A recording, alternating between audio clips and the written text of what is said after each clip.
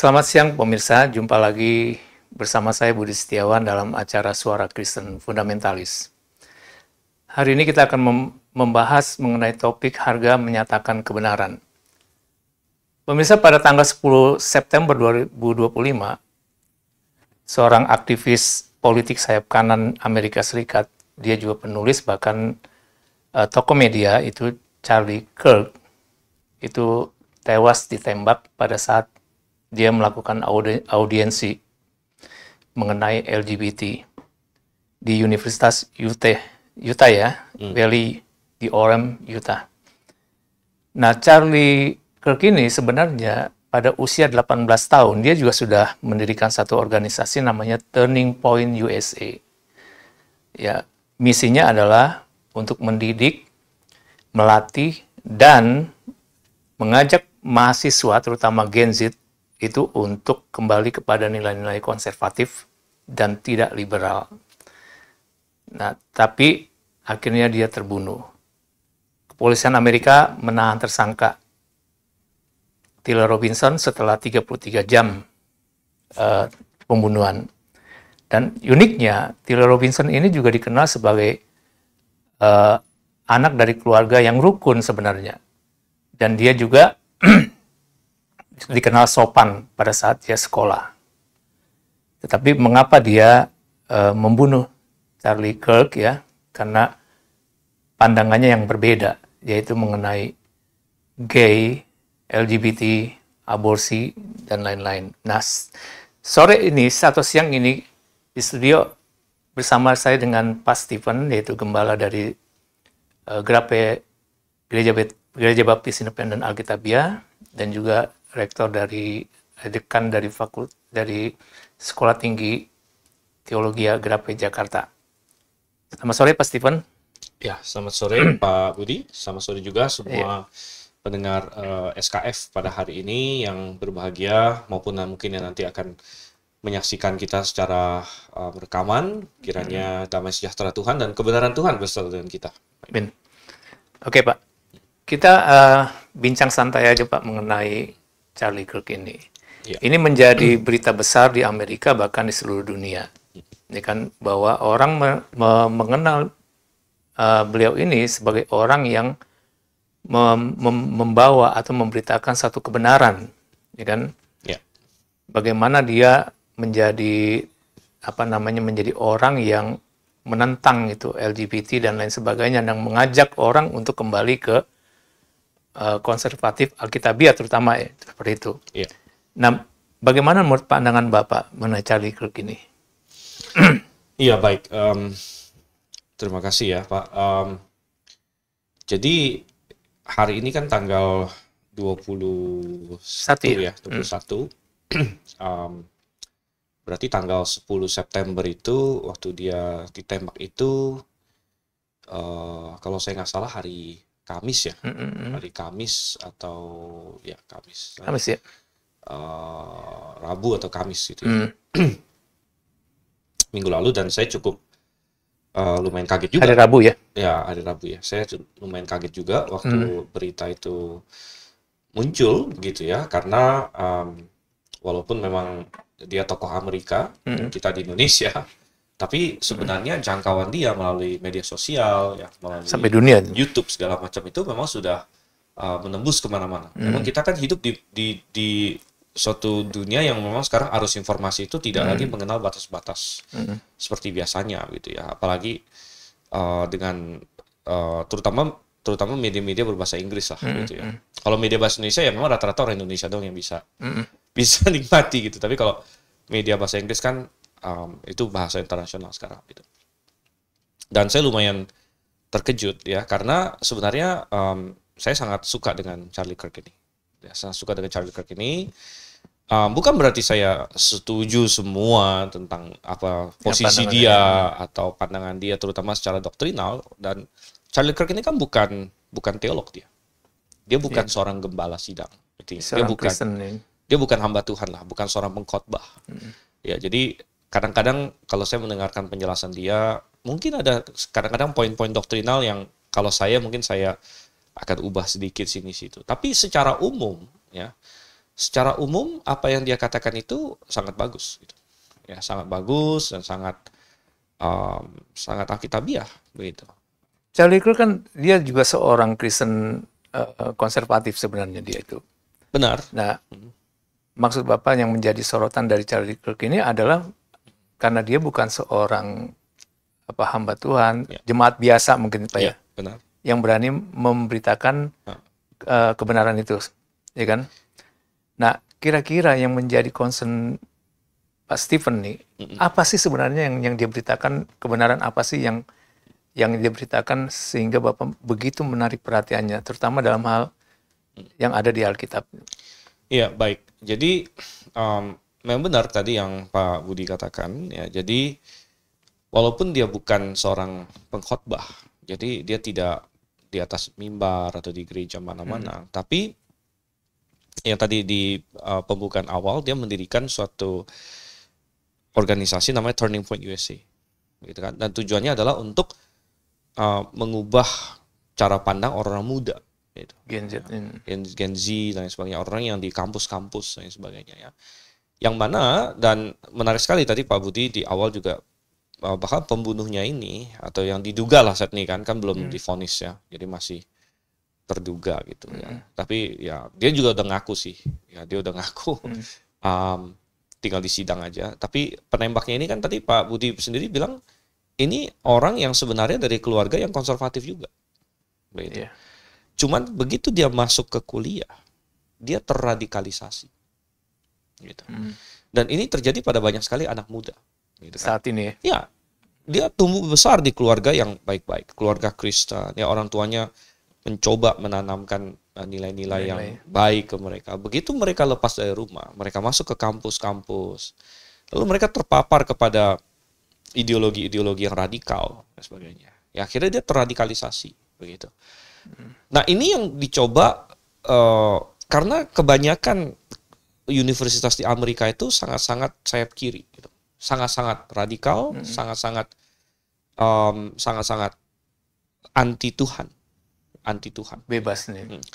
Dan ini yang Charlie Kirk coba untuk counter istilahnya, gitu ya. Nah, dia coba counter dengan cara dia masuk ke kampus-kampus, dia mau menjadi dengan organisasi The Turning Point ini, dengan berdialog dengan mereka, menantang mereka berpikir, gitu kan. Jadi mereka ada semacam, ternyata tidak semua yang dikatakan profesor saya itu harus saya telan bulat-bulat, gitu ya. Tidak semua yang dikatakan oleh ini. Nah, Charlie Kirk datang dengan organisasi dia mulai ngomong gitu, dan kalau dia tanya kebenaran apa yang dia sampaikan, ya kebenaran-kebenaran yang mendasar, ya, isu-isu. Dan karena Charlie Kirk tadi saya katakan sebenarnya dia bukan seorang pengkhotbah dan sebagainya, dia lebih ke arah kebenaran-kebenaran yang berhubungan dengan isu-isu sosial di Amerika. Misalnya apa itu pernikahan, gitu kan? Apa itu pernikahan? Bagaimana dengan transgender, ya, laki-laki dan perempuan. Ya. Kemudian isu-isu soal aborsi, gitu ya. Isu-isu tentang, jadi dia masuk ke ranah sosial dan politik sebenarnya. Gitu. Ya, tapi kan dia juga bukan yang jadi ini dia tidak hanya membawa isu-isu seperti yang tadi Bapak sebutkan, tapi dia juga kan bermain di area politik juga. Benar. Seperti pro kepada Israel dan lain sebagainya kan. Nah, itu kan menjadi, apakah itu juga yang menjadi salah satu dia tertembaknya atau ya. apa? Jadi memang benar dia masuk ke politik juga, begitu ya, karena bahkan kita bisa bilang bahwa banyak orang menganalisis, ya, bahwa Donald Trump bisa terpilih kedua kalinya itu sebenarnya salah satu faktor utamanya adalah Charlie Kirk, begitu ya, karena bukankah Donald Trump sendiri yang punya isu politik LGBT untuk tidak boleh LGBT jenis kelamin hanya 2, itu kan program politiknya si Trump kan? Benar, ya. Jadi benar. Jadi salah satu platform atau istilahnya janji politiknya inilah Donald Trump adalah bahwa dia akan melawan ideologi trans. Ideologi trans, bahwa ideologi trans ini kan bahwa laki-laki bisa berubah jadi perempuan, perempuan bisa berubah jadi laki-laki. Dan di Amerika itu sedang pertarungan besar di sini. Ya, kalau Eropa ini udah kacau, gitu ya. Eropa itu sudah termakan oleh Ini menarik ideologi juga. trans. Kenapa? Nah, Trump dengan si Charlie Kirk ini kan sama. Trump juga ditembak juga tuh. nah, itu dia. Kenapa kita tidak bicara soal Trump yang lebih apa? Lebih Kita bisa mendunia, masukkan. Cuman kan Trump istilahnya selamat. Selamat kan. Dan sedangkan Charlie Kirk ini mati dia. Begitu. Bahkan ada yang pakai istilah dia semacam martir begitu ya. Semacam martir karena menarik sekali kata martir itu sendiri kan dari bahasa Yunani dari marturos. Dan kata martir itu kalau hari ini kita dengar kata martir itu kesan kita orang yang mati gitu ya. Tapi sebenarnya dalam bahasa aslinya dalam bahasa Yunani martir itu artinya saksi sebenarnya. Ya. Saksi ya. Saksi kebenaran. Saksi yang setia, saksi lah gitu. Itu arti kata martir itu saksi sebenarnya. Gitu. Ya, cuman dikesankan bahwa kalau kamu adalah saksi yang baik, saksi yang setia, kamu akan rela mati demi kesaksian kamu. Gitu. Nah, makanya akhirnya kata martir dikaitkan dengan orang yang mati untuk kepercayaan dia. Gitu. Karena menjadi saksi yang baik adalah saksi yang berani mati untuk apa yang dia percayai, apa yang dia saksikan, begitu ya. Tapi balik lagi ke tadi pertanyaan Pak Budi tadi ya, memang dia masuk ke politik ya. Kenapa dia masuk ke politik? Karena dia mau mengubah Amerika yang sedang dalam trayek makin parah. Makin parah. Itu terlihat dari waktu Trump kalah yang waktu tahun 2020 kan. Akhirnya Joe Biden yang naik. Joe Biden naik kan. Nah, waktu Joe Biden naik, ini kan lagi hangat-hangatnya perang transgender begitu. Membebaskan tuh ya. Jadi transgender itu bukan hanya mereka menuntut kebebasan untuk diri mereka sendiri, tapi kebebasan mereka akan berdampak kepada orang lain. Gitu. Contohnya, misalnya ada seorang laki-laki, lalu dia bilang, enggak, saya sekarang perempuan. Nah, lalu di Amerika di sana dan di Eropa juga, akhirnya kalau orang ngomong seperti ini, maka dia boleh masuk ke WC cewek gitu. Sekarang kan pertanyaannya gini, ini kan ada WC laki, WC cewek kan. Kalau seseorang bilang, saya perempuan, dia masuk WC mana gitu.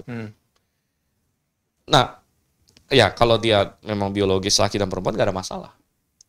Tapi misalnya, bisa nggak kita bayangin, ada laki-laki, dia ngomong dia perempuan.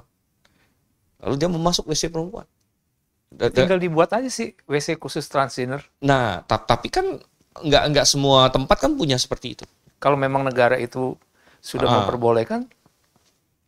Oke, itu satu ya kan. Tapi kan gini, tapi mereka nggak puas di sana gitu. Mereka maunya diakui sebagai perempuan. Dan moto mereka adalah trans woman is woman katanya. Jadi perempuan yang transgender, maksudnya yang tadinya laki terus jadi perempuan ini benar-benar perempuan. Mereka menuntut pengakuan. Iya, tapi kan persoalan itu kan gini Pak, bahwa transgender juga kan dia punya hak kan, kebebasan, ya kan. Yeah. Dan Tuhan sendiri kan membiarkan manusia mau berlaku apapun dibebaskan kan begitu. Enggak juga, kan? Ya enggak juga. Tuhan memang memberi kehendak bebas pada manusia. Iya. Tapi kebebasan itu bukan tanpa konsekuensi. Betul. Nah, jadi kita jangan mengacaukan antara kebebasan dengan konsekuensi.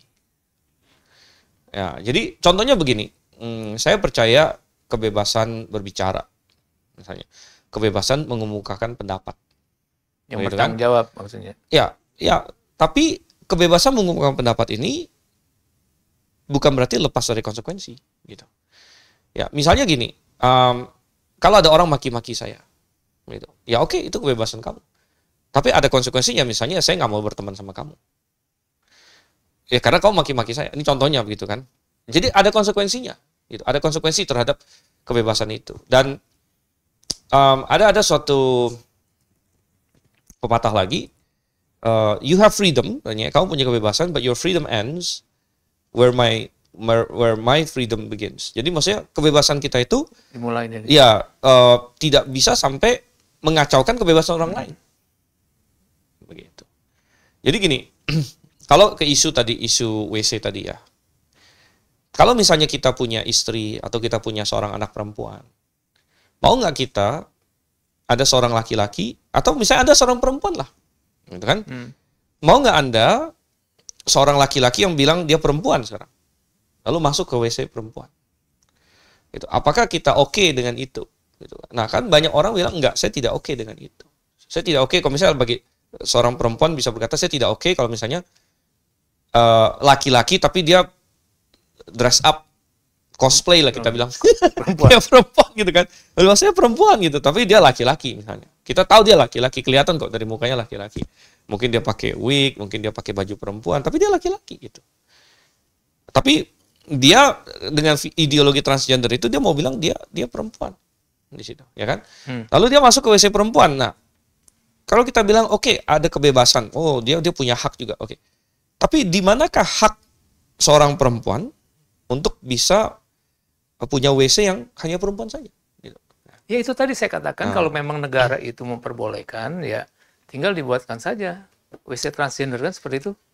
Kan itu satu solusi. Itu satu solusi. Ya, pertanyaannya kan begini. Tapi kaum trans, kaum trans itu tidak puas dengan di sana. Dia mau, maksudnya orang mengakui mereka perempuan dan mereka boleh masuk ke WC perempuan. Itu pengakuan itu. Iya, pengakuan itu. Kalau kamu bilang, oh kamu nggak boleh masuk ke WC perempuan, ini ada WC khusus trans, berarti kan seolah-olah mereka nggak diakui perempuan. Berarti diskriminasi.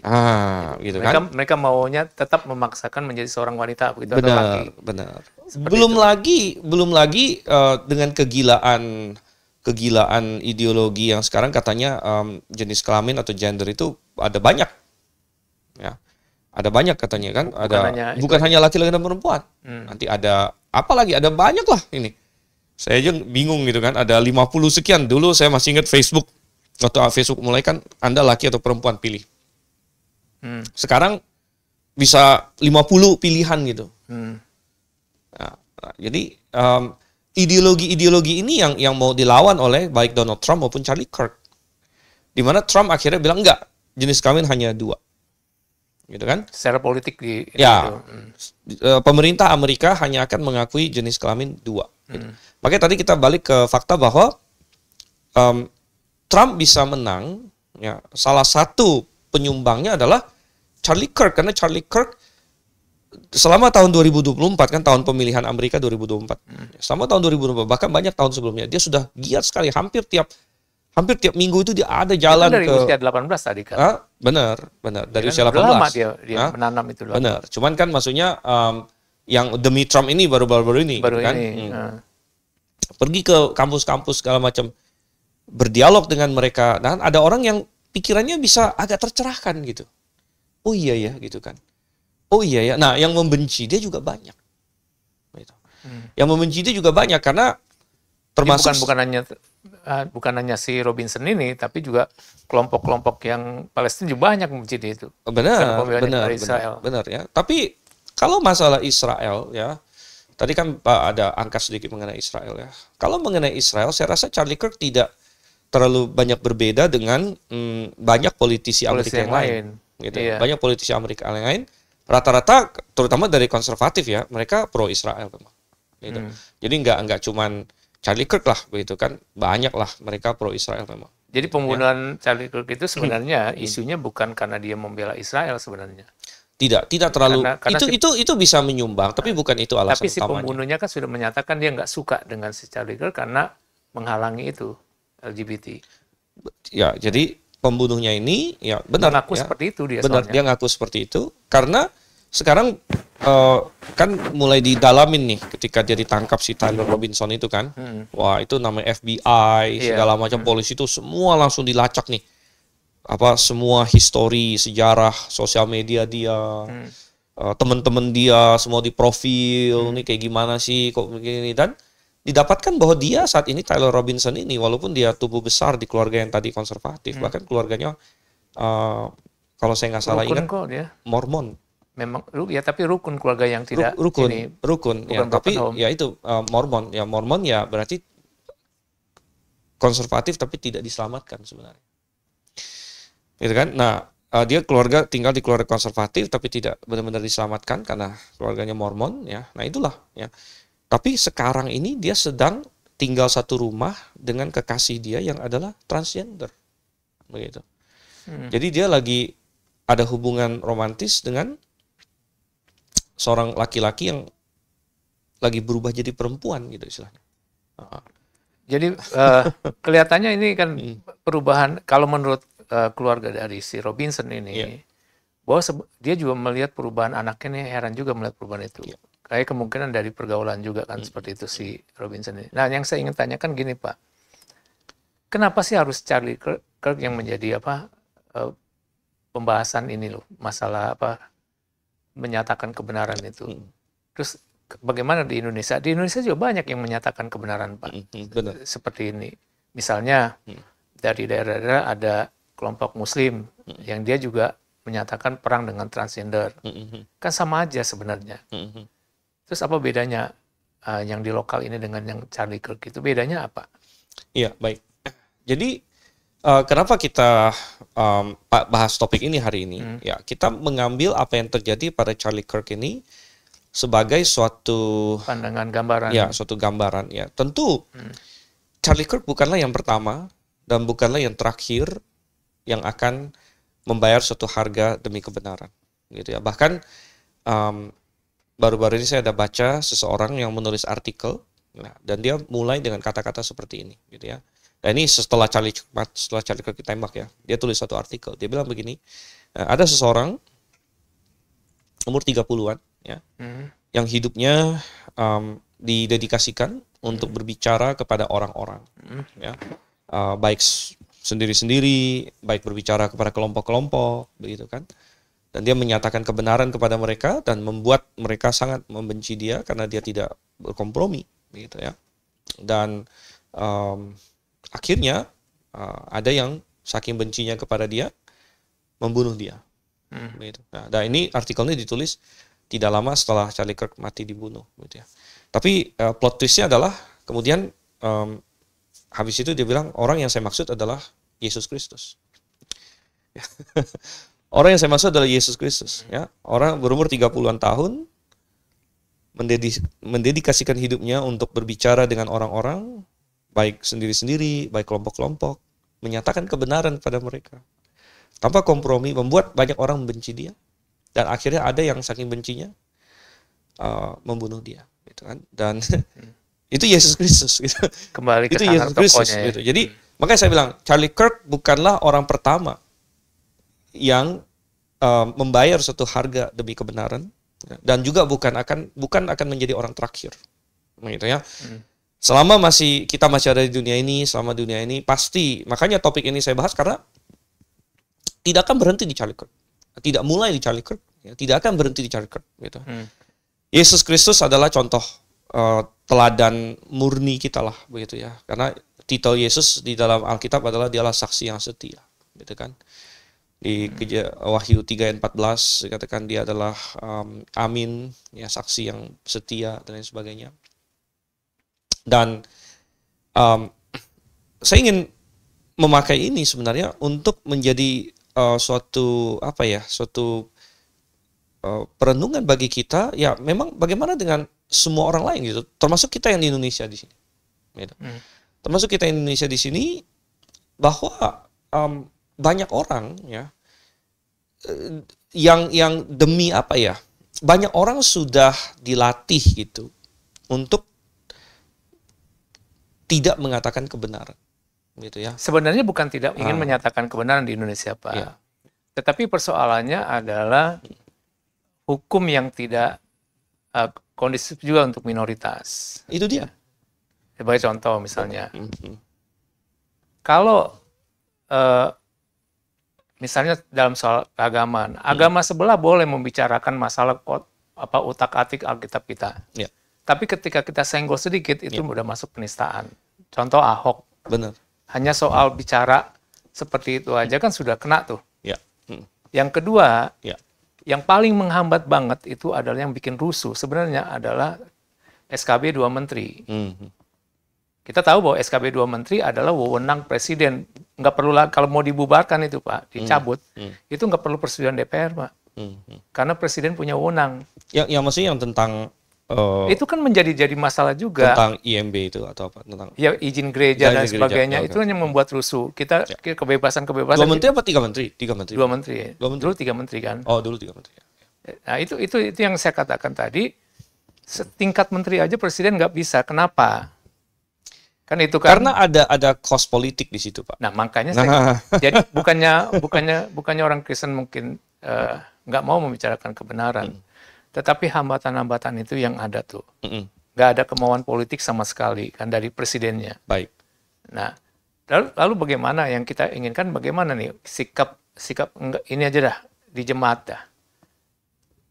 Apa yang harus kita lakukan untuk menyuarakan kebenaran di dalam situasi negara yang model Indonesia ini?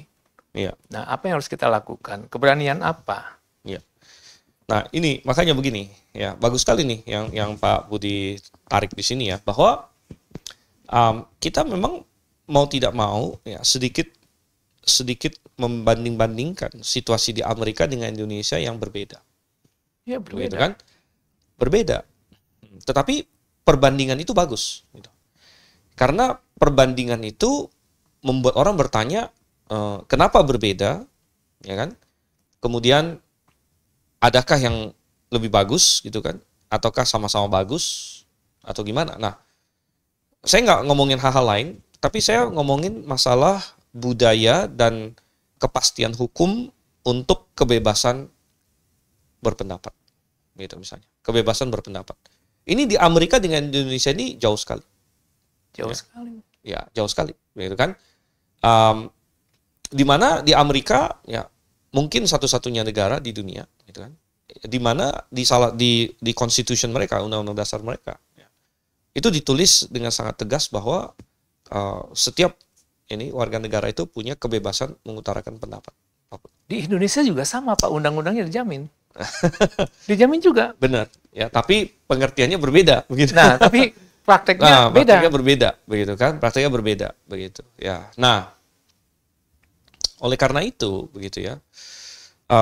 Benar yang Bapak bilang, gitu. Ya, kita ambil contoh, gitu kan? Ada banyak orang yang dikenakan pasal tadi. Pasal penistaan agama lah. Banyak sekali. Pasal penghujatan lah. Begitu kan. Nah, tetapi yang saya ingin ajak kita renungkan, dan saya tahu bahwa ya, maksudnya pemirsa kita kan bukan yang jutaan orang atau apa begitu. Kita ini kelompok yang mendengarkan SKF ini kan tidak sampai, ya jangankan jutaan, kalau ribuan puluhan ribu aja kita udah senang banget, nggak nyampe segitu. Dalam pengertian jangkauan kita tidak luas, tapi saya ingin mengajak kita untuk berpikir bahwa dan moga-moga ini ada trickle effect lah, gitu kan. Ketika satu orang berpikir, lalu dia mempengaruhi sebagian orang lagi berpikir, dia bisa pengaruhi orang lagi berpikir, begitu. Bahwa ya situasi Indonesia seperti ini tidak ideal, gitu. Tidak ideal, karena begini, Pak. Ada sebagian orang yang malah bilang begini, oh ya lebih bagus yang kayak di Indonesia. Jadi jangan ini, karena saya udah sering dengar seperti ini juga. Jadi mereka bilang, di Amerika itu kebebasan berpendapatnya kebablasan katanya, gitu. Kebablasan. Jadi ada sebagian orang yang bilang lebih bagus di Indonesia. Jadi kalau menista, ya udah kita tangkap aja katanya. Nah, jadi ada sebagian yang malah seneng gitu dengan sistem yang ada sekarang. Iya, menista kalau itu menguntungkan sekelompok orang kan nggak lucu juga. Benar. Begitu satu. Nah sebenarnya gini, Pak, kalau menurut saya ya. Justru yang menarik itu sebenarnya itu adalah yang tadi Bapak katakan martir ya. Ya kita belum sampai martir. Tetapi jangan salah Pak, banyak juga anak-anak Tuhan yang dia di penjara, bahkan dikasih makan kotoran juga di Indonesia ada, kan begitu kan? Kita dengar kasusnya. Nah, kasusnya itu. Itu kan dia juga sama. Dan dia juga membela, ya kan, berani dia menyatakan kebenaran. Kan itu sebenarnya lebih, kalau mati sekalian udah nggak apa-apa Pak, kayak Charlie Kirk Pak. Selesai sudah dia menghadap Tuhan. Tapi kalau dia mengalami penderitaan, orang yang masih ada, itu lebih berat loh Pak sebenarnya Pak. Kenapa kita ini nggak angkat kasus ini yang nggak apa-apa, kita angkat juga. Kita angkat juga, karena ya makanya Charlie Kirk ini kan hanya satu contoh saja. Contoh. Hanya Yang bedanya mungkin Charlie Kirk itu lebih fokus kepada Gen Z ya, untuk merubah. Benar. Dan Charlie Kirk beritanya lagi hangat, nomor satu kan, gitu kan. Tapi memang benar bahwa di Indonesia ini saya rasa kita paham ada harga untuk menyatakan kebenaran. Lebih gitu kan? berat sebenarnya di Indonesia. Ada harga untuk menyatakan kebenaran, benar, gitu ya. Cuman saya ingin lebih ke fondasinya lagi bahwa makanya saya bilang tadi, ada sebagian orang yang menganggap itu bagus malah gitu. Itu bagus gitu. Itu bagus tuh katanya, itu kalau biar menista-menista itu di ini gitu kan. Cuma permasalahannya adalah begini. Ya, kalau misalnya karena kenapa kamu ini menista itu kan berarti kamu melukai perasaan saya katanya. Ya, melukai perasaan, katakanlah kepercayaan saya. Ya kan satu hal yang aneh kalau agama saya. Nah, begitu kan? ya. Ini yang mereka bilang nih, kenapa kamu melukai perasaan saya? Gitu. Permasalahannya adalah kalau kita mau mengatakan kebenaran, kadang-kadang kebenaran melukai perasaan kita. Kadang-kadang kebenaran melukai perasaan orang. Begitu. Ini permasalahannya. Gitu. Kita tidak bisa, saya hanya mau kebenaran yang tidak melukai perasaan saya. Atau tidak melukai perasaan siapa-siapa. Itu bukan kebenaran lagi namanya. Gitu. Kebenaran itu adalah kebenaran terlepas dari saya suka atau tidak suka. Melukai perasaan saya atau tidak melukai perasaan saya. Begitu. Atau wah saya merasa sangat gimana nih, ya kok orangnya ngomongnya seperti ini. Kalau itu kebenaran, maka itu adalah kebenaran. Gitu. Nah ini yang banyak orang kayaknya sulit untuk menangkap ini. Jadi mereka lebih ke arah, oh tapi saya nggak suka orang ngomong seperti itu. Gitu, ya. Nah makanya saya rasa bagi orang Kristen, nah tadi kan Pak Budi ini ya, bertanya atau memimpin kepada bagaimana dengan orang Kristen, gitu kan? Apa yang orang Kristen harus lakukan? Sebenarnya begini, ada beberapa hal ya. Saya akan mulai dengan beberapa dulu. Nomor satu, kita juga jangan hipokrit gitu di dalam kekristenan itu sendiri, gitu ya. Ya, misalnya ya lalu kita berusaha misalnya. Kita bilang kayak misalnya ada orang yang ini kan yang kita anggap menghina kekristenan, begitu ya. Kalau orang menghina kekristenan, gitu kan, lalu ada orang yang bilang ya udah kalau gitu kita laporin juga dia, begitu ya, kita penjarakan juga dia dan lain sebagainya. Nomor satu, jarang yang berhasil juga gitu. Ya karena sekali lagi kadang-kadang hukum kan tajam kemana, tumpul kemana. Seperti yang tadi Bapak bilang, ya kalau dari pihak mayoritas misalnya gitu kan, mau ngomong apa kadang-kadang ya bebas-bebas aja tuh. Ya karena gitu. memang gini Pak, karena begini ya, kita tidak bisa juga munafik atau mengingkari bahwa di Indonesia itu kan berbeda dengan di Amerika. Di Amerika Anda mau ngomong apa aja memang sudah dijamin, ya kan? Ya. Kalau nggak suka ya langsung bunuh atau bagaimana kan gitu kan. Tapi tidak ada yang namanya agama dinista itu kan nggak ada di sana. Betul ya? Ada agama. Iya, tetapi kan ada agama ada agama bisa saja dinista, tapi itu bukan suatu tindakan pidana gitu. Iya, itu kan nanya. Hanya dia perasaan dia ya, perasaan suka, dia aja gitu yang nggak suka dan lain sebagainya kan, itu kan pribadi personal sikapnya. Benar. Kalau ini kan bukan Pak. Ya. Nah yang jadi masalah ini kan dua-dua agama ini kan agama misi ya, mereka punya misi nih sama-sama Pak. Ya kan kalau kita lihat ini Kristen dianggap mengkristenisasi dan ini dan sebagainya. Nah yang jadi akar permasalahan itu kan berani nggak hanya di Indonesia aja nih ada undang-undang penistaan agama kan gitu. Ada negara-negara lain juga ada sih. Tetapi beda konteksnya Pak. Kayak Malaysia kan ada juga. Ya itu kan makanya saya bilang ini kan mayoritas kan. Ya. Nah ditambah lagi dengan namanya SKB yang 2 menteri itu. Dulu 3 menteri ya kalau nggak salah ya itu. Ini jadi masalah juga, gitu Pak, ya kan? Terus yang saya ingin katakan begini, untuk kita aja dah orang Kristen, ya, apa sih yang sesuai Alkitab yang harus kita beritakan kebenaran itu sebenarnya, supaya kita juga yang Alkitab mau kita tuh menginjil gitu atau bagaimana untuk Ya, supaya kita juga bisa menyatakan kebenaran tentu berharga. menginjil adalah salah satunya, gitu kan? Ya, Karena Charlie Kirk ini kan sebenarnya memang sebagai barometer aja kan ya, sebagai contoh ya, aja kan contoh saja, bahwa contoh kasus ya. anak muda yang berani dari sejak usia 18 tahun kan seperti itu kan. Terus bagaimana dengan kita? Kita siap nggak untuk menerima harga seperti dia gitu kan, Benar. untuk menyatakan kebenaran. Nah, yang tadi persoalannya Pak, di sana itu nggak dihambat oleh undang-undang Pak. Di sini kan yang dihambat. Benar. Tapi di sana dihambat peluru tadi kan? Ya peluru itu kan personal dia saja yang nggak suka. Benar, benar. Ya kan, kalau di sini kan sistem yang bermain. Benar, ya. Seperti itu. Tapi nggak masalah. Artinya begini, ini bagus sekali. Jadi kan kita lari kepada, kalau gitu aplikasinya apa pada kita. Nah itu. Gitu kan? Nah, aplikasinya apa pada kita, ya. Dan mengikuti contoh Charlie Kirk, tapi lebih-lebih lagi mengikuti contoh Yesus Kristus. Kalau Charlie Kirk ya tentu dia masih ada kekurangan ini dan itu dan sebagainya. Tapi mengikuti contoh juru selamat kita Yesus Kristus, ya, maka ya kita dipanggil untuk memberitakan kebenaran. Ya. Kita dipanggil untuk memberitakan kebenaran, dan ini kepada semua orang. Ya. Kepada semua orang. Kebenaran itu apa? Yohanes 17:17, kuduskanlah mereka dalam firman-Mu. Ya. Kuduskanlah mereka dalam kebenaran, firman-Mu adalah kebenaran. Ya. Ini adalah kebenaran. Gitu. Dan kita dipanggil sebagai orang percaya untuk menyatakan seluruhnya, gitu kan? Seluruh kebenaran itu. Ya.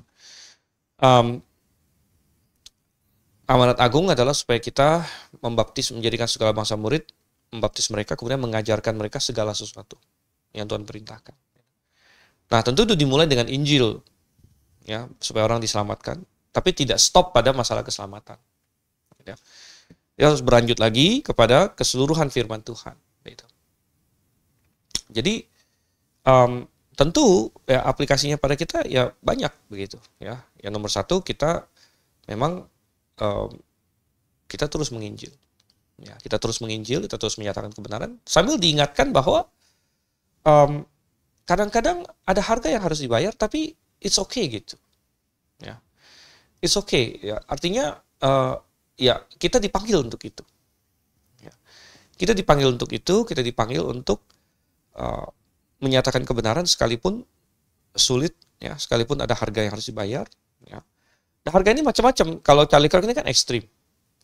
Dia sampai mati. Dibunuh. Ya. Ada banyak harga yang kadang-kadang kita harus bayar. Ya. Kalau kita menyatakan kebenaran yang mungkin tidak se-ekstrim Charlie Kirk. Ya. Ya misalnya, ya kadang-kadang ya kita jadi secara sosial dianggap gimana kalau kita ya diasingkan atau ya dianggap aneh lah gitu kan. Misalnya kalau kita ngomong Injil, ngomong kebenaran, ngomong Alkitab gitu ya. Ya orang anggap aneh gitu. Oh, ngapain nih orang ngomong begini-beginian begitu ya.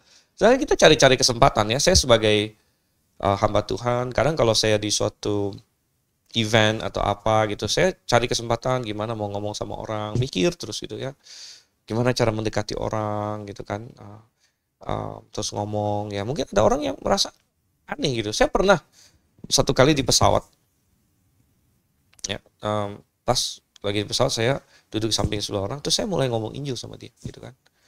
Nah saya ngomong tuh suara saya coba kecilkan kan, tapi kedengaran juga rupanya. Sampai orang yang di depan itu dia kayak sampai dia noleh ke belakang ngeliatin saya gitu kan. Maksudnya ini orang ngapain gitu. Saya nggak tahu dia agama apa atau apa gitu kan. Mungkin dia ngeliat, karena yang saya ajak ngomong ini bukan agama Kristen rupanya. Ya, agama Islam gitu ya. Nah, mungkin yang depan nih saya nggak tahu apa Islam juga atau gimana, dia ngeliat saya kayak lagi mau, mungkin yang mereka sebut kristenisasi itulah gitu kan. Lagi nginjilin. Yeah. Terus dia kayak ngeliat saya, wah. Ya, dalam pengertian itu ya agak ini aja, ya itu dianggap harga yang masih murah lah gitu. Ya, enggak menderita gimana, cuman ya dilihat sinis, dilihat aneh, secara sosial di ini kan, di apa gitu. Kalau saya memandangnya gini Pak, sebenarnya Indonesia bagus, kenapa? Tadi kita katakan harga ya, harga untuk menyatakan harga itu sudah ada loh Pak. Yang kita hadapi itu adalah undang-undang, Pak. Mhm. Ya, Ya kan? ya, Itu harga yang harus kita bayar tuh ya itu. ya. Sebenarnya sudah ada. Cuma bagaimana kita berani untuk mengungkapkan itu. Ya, benar. Sudah ada ancamannya, sudah ada, Pak. Benar. Undang-undangnya apa udah ada nih. Iya, tapi Pasal-pasalnya. sebenarnya begini. Masalahnya kita berani Tidak ada undang-undang yang melarang penginjilan sebenarnya. Ya itu kan saya udah bilang. Ya kan? Kebebasan berbicara udah di itu. Enggak berbeda. Ya, tidak ada undang-undang yang melarang penginjilan sebenarnya. Memang tidak ada. Nah, Penginjilan sehingga kan sama juga bebas menyatakan pendapat sebenarnya kan. benar. Itu. Benar. Nah, cuman begini, oleh karena itu banyak mereka bilang seperti yang tadi Bapak bilang kan, dari kaum sebelah takut kristenisasi, begitu. Lalu respon orang Kristen seharusnya gimana, gitu kan? Apakah kita mundur? Apakah kita mundur? Kan tidak, begitu. Nah. Kan tidak, ya. Artinya begini, dari pihak katakanlah agama lain juga masing-masing ingin menyiarkan agama istilahnya kan, ya. Itu bagian yang sah dari menjalankan ibadah masing-masing menurut mereka. Orang Buddha mungkin mau menyiarkan agama Buddha. Orang Hindu mau menyiarkan agama Hindu. Orang Islam mau menyiarkan agama Islam dalam apa yang disebut dakwah mereka bilang, begitu kan? Nah, tentu adalah hak orang Kristen juga untuk menyiarkan Kristen. Gitu, ya. Sebetulnya. Itulah hak kita juga, gitu, menyiarkan Kristen dan mencoba untuk menarik orang kepada Yesus Kristus, itu adalah hak kita, gitu kan. Asal kita tidak memaksa orang, ya, dan kita tidak melakukan apapun yang melanggar hukum, misalnya kita mengancam orang, ya, atau kita culik orang lalu kita jadikan Kristen atau gimana, gitu. Selama itu dalam bentuk meyakinkan orang, ya. Ini secara teori kan, kita ngomong teori dulu. Teorinya kan mestinya oke itu. Harusnya. Ya. Cuman itu tadi, ya apa? Kadang-kadang kan ada hal-hal, ya makanya saya bilang tadi ada harga yang harus dibayar, misalnya secara sosial. Ya. Ada hal-hal yang secara hukum oke, tapi orang tidak begitu oke dengan itu secara sosial. Gitu, ya. Dan kadang-kadang juga hukum diperalat gitu. Ya, untuk menyerang. Gitu, ya. Untuk menyerang. Mestinya dalam kebebasan berpendapat, ya, kita itu bebas menyatakan pendapat. Ya, misalnya kalau saya ngomong sama seorang dari agama lain, katakanlah agama Hindu, agama Buddha, agama apapun juga. Lalu misalnya dia bilang sama saya, Yesus bukan Tuhan. Contohnya, gitu kan? Ya nggak apa-apa. Ya, kan nggak masalah, gitu. No problem. No problem. Tapi Gitu. Bapak jangan coba-coba bilang nyentuh. Nah, makanya kita balik lagi, ya. Lalu apa yang terjadi kalau misalnya ada seorang Kristen Menanggapi. misalnya dia bilang Nabi A, tokoh A bukan Nabi. Ngamuk, Pak. Nah, contohnya gitu kan, tokoh A bukan Nabi. Nah, inilah yang saya ingin ajak kita bahas. Sebenarnya mestinya itu nggak masalah. Kalau Gitu, itu udah masuk, oke lah. Itu udah masuk ke ranah satu apa namanya kepercayaan tertentu ya. Ya. Ini yang aneh. Bagaimana mungkin pemerintah mendirikan rumah ibadah, tapi izinnya harus minta tetangga? Ya, itu memang. Ini yang saya bilang anomali. Kenapa?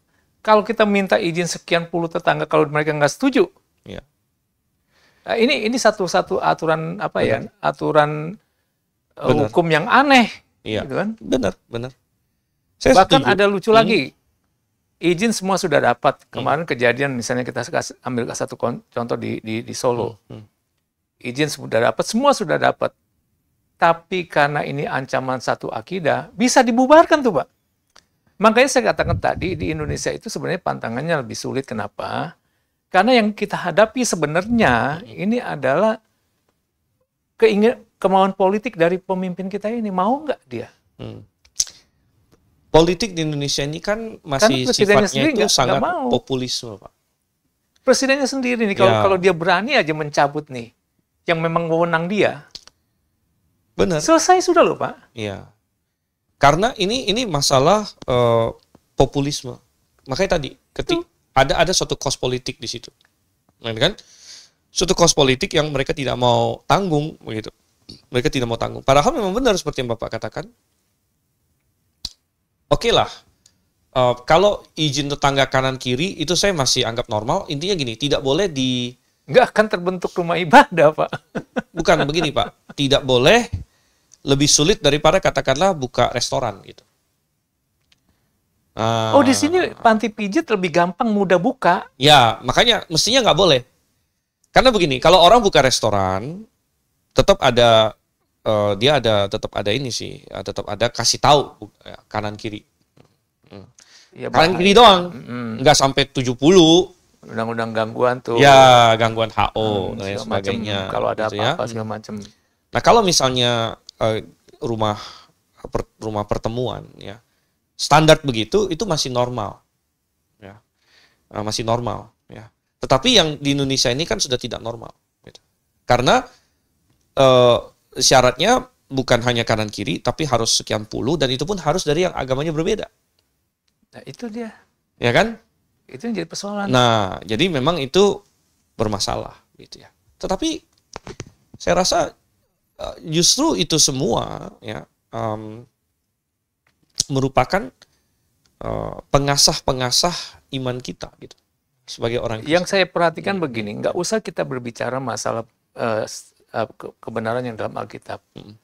Kalau berani, ya beranikah kita untuk menyatakan, untuk kita misalnya menyatakan seluruh minoritas ini, terutama minoritas ya, mendesak presiden untuk mencabut SKB 2 menteri itu.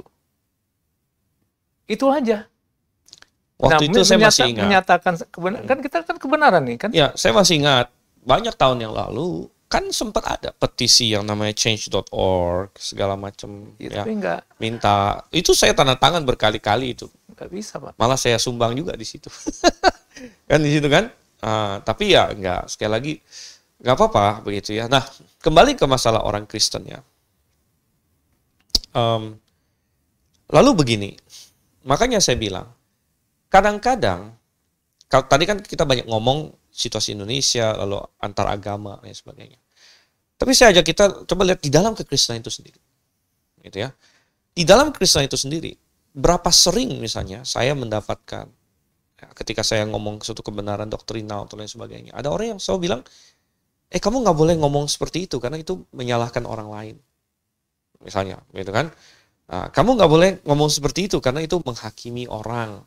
Karena buat mereka nggak ada kebenaran yang mutlak. Nah, makanya sebenarnya bukan hanya antara Kristen dengan non-Kristen, bahkan di dalam Kristen sendiri pengertiannya itu aja kacau balau gitu. Ya. Pengertiannya sendiri aja kacau balau sehingga mereka lebih peduli tentang apakah perasaan saya dilukai ya karena kamu ngomong saya salah, praktik gereja saya salah, doktrin saya salah, segala macam. Daripada ini benar atau nggak benar. Jadi kita fokuskan saja, Pak. Jadi kalau kita bicara Charlie Kirk ini, itu kan contoh pada umumnya kan, bahwa menyatakan kebenaran itu ada harga yang harus dibayar kan begitu. Nah, kita sempat singgung tadi. Nggak usah di pihak luar lah. Kita di dalam kekristenan aja kan banyak denominasi kan. Yeah. Nah, terus apa yang harus kita lakukan? Apakah kita lebih baik menyatakan kebenaran di internal kekristenan atau kita memang mau berhadapan langsung untuk menyatakan kebenaran dengan pihak luar? Sepertinya lebih sulit dari internal, Pak. Lebih sulit apa, Pak? Internal kekristenan. Ya, sulit ya. Jadi jawabannya ya mestinya dua-duanya sih. Kalau di dua kan sudah jelas, Pak, itu musuh, Pak. Dua-duanya, kita harus nyatakan dua-duanya, gitu kan? Kepada siapa kita bicara, ya kebenaran kita. Kalau nyatakan. konteks Indonesia, sulit juga. Karena apa? Karena pemerintahnya belum, dalam tanda kutip, itu memihak juga kepada minoritas. Hanya omon-omon aja. Tetapi yang kita harus perbaiki saat ini, atau kita berani menyatakan kebenaran, yang paling efektif adalah di internal kekristenan dulu. Karena itu perbedaan pendapatnya luar biasa. Benar. Ya. Jadi ketika di dalam kekristenan sendiri mereka sendiri alergi terhadap kebenaran, Nah, gitu itu kan? Ketika di dalam kekristenan sendiri itu alergi terhadap kebenaran, ya akan tidak ada suatu persatuan di dalam kebenaran. Gimana kita mau bicara yang lebih daripada itu, gitu kan? Makanya saya sering bilang bahwa ya oke, kita angkat Charlie Kirk ini ya. Kenapa dia sampai mati ya demi apa yang dia omongkan, gitu kan? Ya. Topik kita adalah harga menyatakan kebenaran, gitu kan? Kita tidak mungkin ada orang yang mau membayar harga ini kalau tidak yakin nomor satu ada kebenaran, ya kan? Nggak mungkin dong orang mau bayar harga padahal dia sendiri nggak yakin ada kalau dia kebenaran nggak yang yakin, absolut, betul. gitu. Ya. Dan bahwa dia merasa kebenaran itu penting, gitu. Ya. Orang yang sampai berani mau bayar harga untuk kebenaran, dia sudah yakin ada kebenaran dan kebenaran itu penting. Ya. Baru dia mau bayar harga untuk kebenaran. Nah, harga itu tadi macam-macam, mulai dari yang agak ringan, ya, sampai ada orang yang bisa jadi kehilangan pekerjaan. Ya, karena saya ketemu orang-orang yang dia kerja di suatu gereja, kerjanya sama gereja, gitu. Begitu dia tahu, oh ternyata ada hal yang gereja saya lakukan yang nggak benar, misalnya gereja dia percik bayi, atau gereja dia perempuan jadi gembala, ya, atau gereja dia masih ada bahasa aneh-aneh, misalnya bahasa roh mereka bilang, gitu ya. Dan orang ini kerja untuk gereja itu, misalnya, gitu. Jadi TU-nya kah, jadi apa aja lah, banyak lah kerjaan gitu kan. Nah, kadang-kadang demi kebenaran, lalu dia mulai bersaksi dan sebagainya, di situ ya dia harus kehilangan pekerjaan. Itu kan suatu harga juga. Gitu. Malah dipecat juga. Ya, jadi kan itu juga suatu harga gitu. Harga yang lebih mahal daripada sekedar mungkin ya kalau misalnya dipandang orang agak aneh segala macam, itu sudah suatu harga. Ini sudah naik satu tingkat lagi nih. Ya, dia bisa kehilangan pekerjaan. Dia bisa ini segala macam ya. Sampai ke yang benar-benar menderita fisik dan lain sebagainya, sampai yang seperti Charlie Kirk ditembak begitu kan. Nah, jadi nggak mungkin orang membayar harga ini kalau dia tidak yakin ada kebenaran dan kebenaran itu worth it, berharga untuk dipertahankan. Nah, itu salah satu alasan kita kenapa kita SKF gitu kan, suara kebenaran, suara Kristen fundamentalis. Gitu. Ya, dan karis itu bisa Kristen, bisa juga kebenaran. Gitu. Dan ya kenapa kita fundamentalis gitu? Fundamentalis itu kan berarti ada fondasi. Nah, fondasi ini apa? Fondasi ini kita yakin banget ada kebenaran yang perlu kita pertahankan di fondasinya, gitu. Ya. Dan di atas inilah kita bangun semuanya, kan fondasi, gitu. Ya. Dan kita nggak bisa berkompromi bahwa Alkitab itu benar. Makanya itu akan masuk ke segala aspek. Kenapa kita ngomong trans tadi trans? Oke, di Indonesia isu trans sebenarnya belum terlalu mengganggu sih, karena ya tadi yang sudah disinggung, karena dari pihak Islam kan juga anti trans sebenarnya, gitu. Betul. Jadi di kita di Indonesia ini trans belum terlalu mengganggu terlalu gimana, begitu ya. Hanya Amnesty International saja yang dia membela itu. Ya benar. Ya. Tapi sempat ya banyak tahun yang lalu sempat ada, saya rasa itu kayak surat testingan gitu. Test the water. Test the water dari seolah PGI yang menghimbau gereja-gereja untuk mulai terbuka. Ada baca nggak Pak Budi? Ada baca nggak itu surat-surat edaran seperti itu? Terus waktu gereja-gereja mulai, wah gimana? Oh, bilang, oh enggak, ini apa?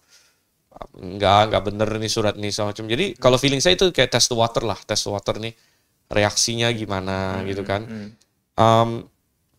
Ya karena ini adalah agenda global dunia ini, gitu ya. Agenda global dunia ini agenda iblis sebenarnya.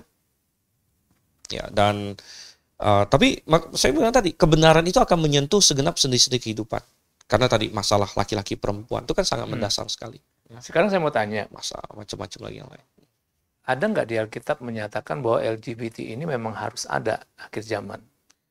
Oh, ada. Ada. Kalau memang ada nubuatan seperti itu, mau dihambat pun mereka tetap ada, Pak. Benar. Itu? Tapi bukan berarti lalu kita nggak menghambat mereka atau kita tidak menyatakan kebenaran tentang itu. Gitu. Tugas sebagai orang Kristen adalah hanya menyatakan kebenaran saja tuh. Benar. Semuanya kan tergantung dia kan. Iya. Tetapi bahwa mereka ada itu kan pasti karena memang Tuhan juga sudah katakan itu.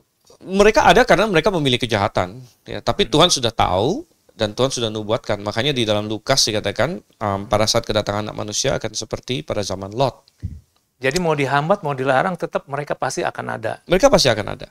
Mereka Gitu pasti kan? akan ada. Ya, cuman kan kita mengasihi gini loh. Dengan kita bersuara, ada beberapa yang bisa kita selamatkan. Sekarang sikap kita sebagai orang Kristen, ketika ada orang-orang yang seperti itu, apa sikap kita?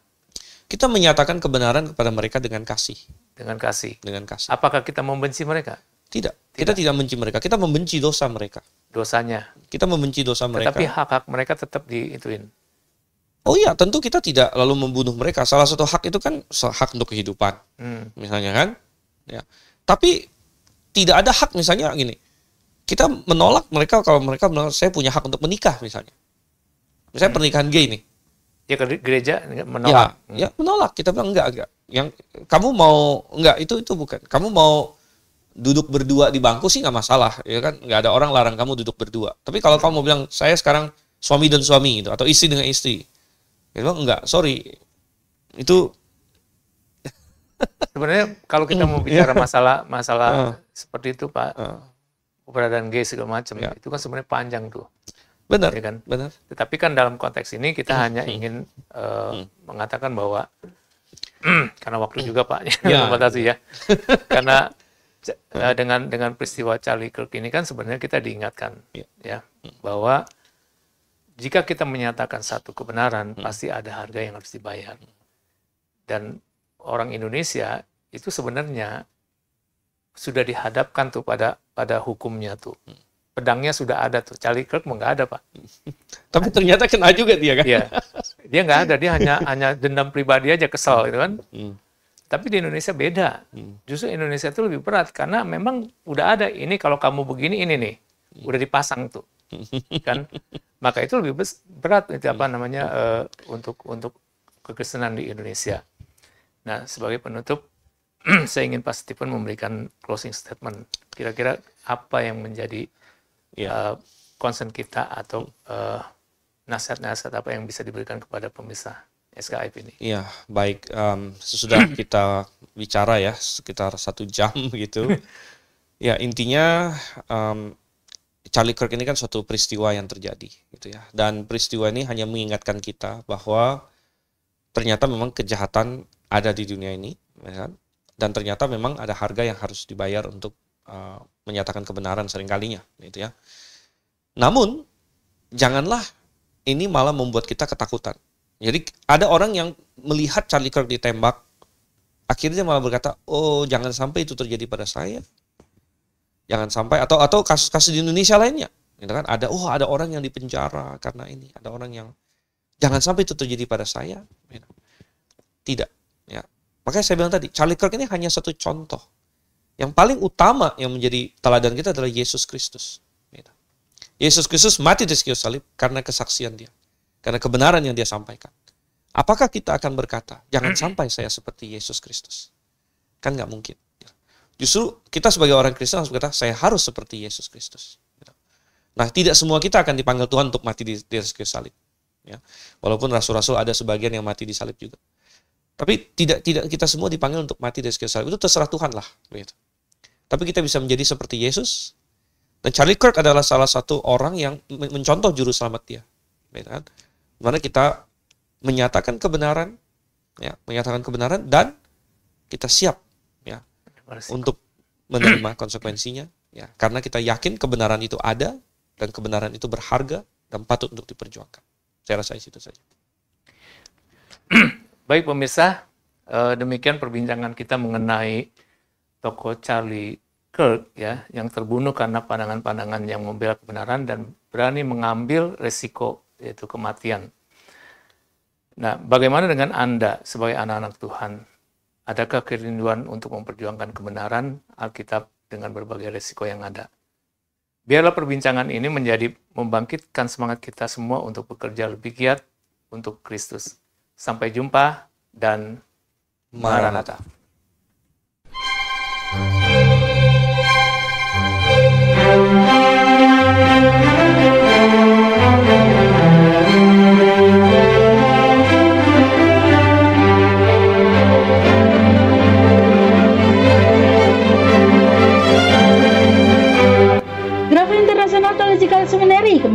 mengadakan blok kelas pada 3 doktrin utama kekristenan: soteriologi tentang keselamatan, bibliologi tentang Alkitab, dan eklesiologi tentang gereja, pada tanggal 15 sampai 18 Oktober 2025 bertempat di Villa RAC, Desa Mekarjaya, Kecamatan Baros, Bandung Selatan. Orang tua yang lagi santai wajib ikut blok kelas 3 doktrin dasar iman Kristen. Jangan abaikan dasar iman Kristen, harus dipahami. Penting untuk memperkuat iman, menolong orang tua, membimbing keluarga. Tahukah Anda, Yesus adalah satu-satunya juru selamat. Percaya atau tidak percaya, dari Adam dan Hawa sampai orang yang terakhir lahir, dosanya telah ditanggung oleh Yesus Kristus. Pernahkah Anda bertanya, bagaimana nasib para murtad? Bagaimana orang yang tidak dibaptis? Bagaimana bayi yang meninggal? Dari sekian banyak denominasi, kira-kira gereja mana yang benar? Bagaimana Alkitab menjelaskan mujizat-mujizat yang ditambahkan semuanya berasal dari si iblis?